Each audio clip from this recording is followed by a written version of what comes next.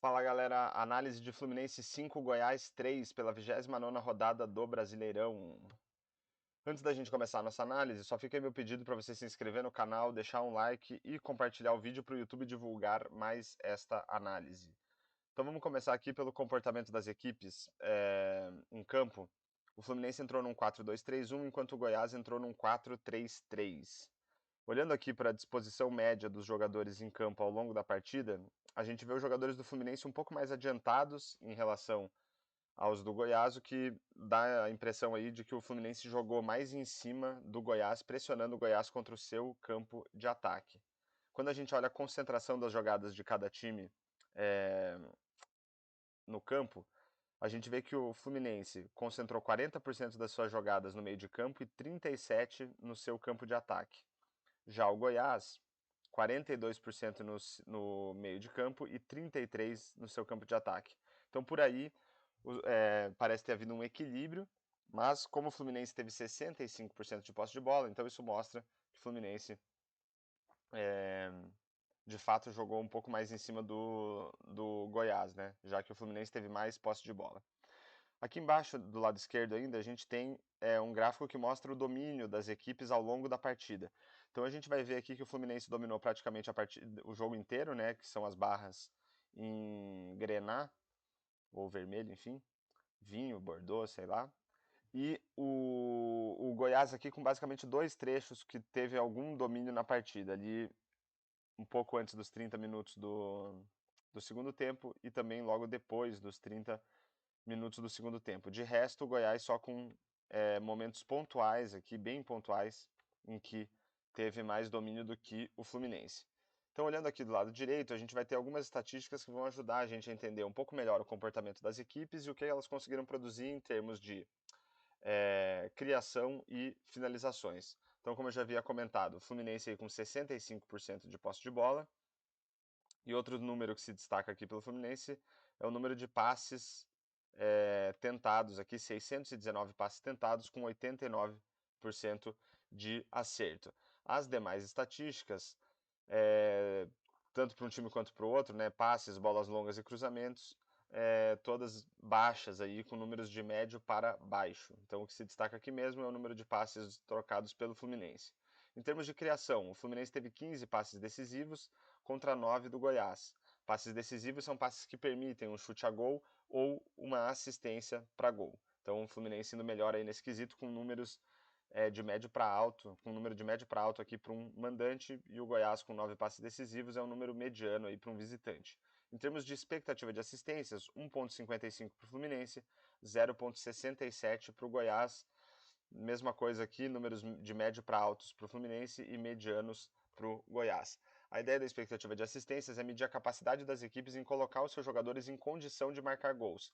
Não necessariamente eles conseguem marcar o gol ou finalizar em gol, mas a ideia de fato é ver se os times conseguem levar a bola até regiões do campo mais favoráveis para a marcação de um gol. Fluminense melhor aí que o Goiás nesse quesito também. Em termos de finalizações, 20 do Fluminense, um número de médio para alto, 9 do Goiás, um número de médio para baixo. Das 20 finalizações do Fluminense, 5 foram bloqueados, 7 foram para fora, sendo que uma passou perto do gol, 3 bolas defendidas, além dos 5 gols marcados. Pelo lado do Goiás, das 9 finalizações, 2 foram bloqueadas, 3 para fora, uma defendida, além dos 3 gols marcados. Dentre essas finalizações todas, o Fluminense conseguiu 5 chances claras de gol e o Goiás nenhuma. Mas só olhar para a quantidade de finalizações não diz muito para a gente sobre a qualidade das oportunidades criadas, nem das finalizações propriamente ditas. Então, por isso, a gente tem aqui a expectativa de gols, que mede o número de gols esperado, né, uma projeção do número de gols que o time deveria ter feito com base na qualidade das oportunidades criadas, e a expectativa de gols pós-chute, que também projeta esse número de gols marcados com base na qualidade, também considerando a qualidade das finalizações, ou a dificuldade que os goleiros teriam para defender os chutes ou as finalizações. Então vamos lá, pelo lado do Fluminense, a expectativa de gol seria de 2,52 e do Goiás 0,64, com base na qualidade das oportunidades. Quando a gente considera também a qualidade das finalizações, esse número sobe para o Fluminense para 3,82 e para o Goiás para 1,12. a diferença entre a expectativa de gols e a expectativa de gols pós-chute vai dar para a gente uma medida da qualidade dos atacantes. O quanto eles conseguiram aumentar a expectativa de gol para o seu time ou diminuir com base na qualidade das finalizações.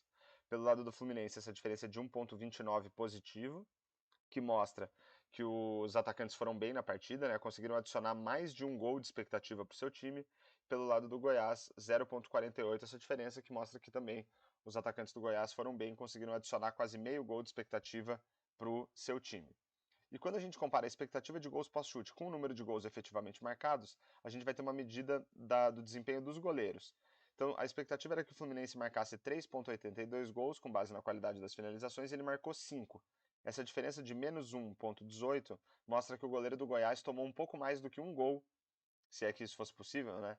Mas tomou mais de um gol do que o esperado. Então, um desempenho não muito bom do goleiro do Goiás.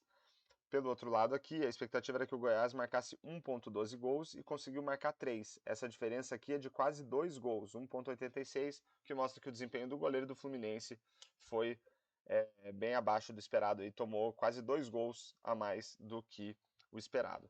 E para finalizar nossa análise, se a gente considerar que todas as estatísticas, desde passes decisivos até o número de gols marcados, são todas estatísticas que eu considero que ajudam a gente a entender se a partida foi boa ou não, se foi uma partida interessante ou não. E a gente vai ver que pelo lado do Fluminense, todas essas estatísticas têm 4 ou 5 estrelas. O que mostra que pelo lado do Fluminense parece ter sido uma partida bastante interessante. Já pelo lado do Goiás, a maioria das estatísticas com 3 estrelas ou menos, apenas o número de gols marcados com 5 estrelas. Então, se a partida foi interessante, se foi uma partida legal de ser assistida, muito mais pelo lado do Fluminense do que pelo lado do Goiás, melhor ainda para o Fluminense, que venceu o jogo por 5-3.